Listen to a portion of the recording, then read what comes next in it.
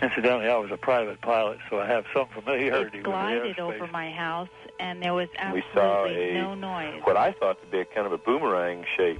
44, just confirming that all the passengers can see this aircraft. How would you describe the acceleration? Probably the speed of light. I would go ahead and feel the craft, which was warm. If these extraterrestrials are so highly evolved, how come it is that they only address people named Bubba who are out hunting and fishing? I'm Fife Symington. In 1997, during my second term as governor of Arizona, I saw something that defied logic and challenged my reality. I saw one, but I don't know what, it just disappeared.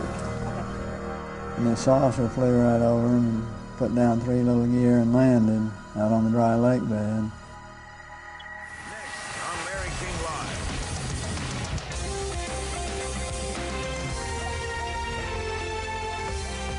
On Monday, former high-level government employees, military officials, and pilots from all over the world will come together.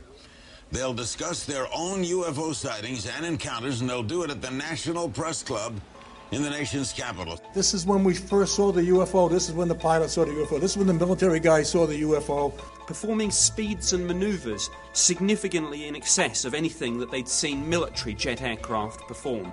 Physical traces on the ground from the craft were confirmed by the local police. James Fox helped organize today's UFO-related event in Washington. He directed the film Out of the Blue. The official position from the Air Force is that they terminated Project Blue Book in 1969, and there have been no official investigations since then. We have not been hiding anything. They are simply following orders. Don't rock the boat. Play it down. Cool it. Ma'am, I have no reason to believe that they're real. Thousands of witnesses now, which can confirm that indeed this so. Activities which cannot be related to terrestrial activities.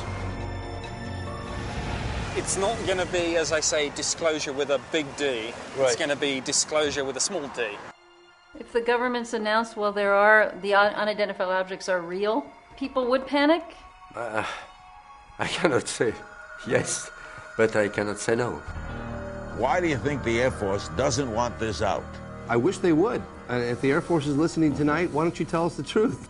There are people who said they saw things, and whenever that happens, they deserve at least an investigation, it seems to me. I think it's time to open the books. It's time to find out what the truth really is that's out there. It went at a 45-degree angle away. We ought to do it really because it's right. My response was we could land all 40 of our B-2 bombers on the wing of that craft. We ought to do it because the American people, quite frankly, can handle the truth. I know what I saw, and I get very upset, and I was wondering why they won't find out what it was. And we ought to do it because it's the law.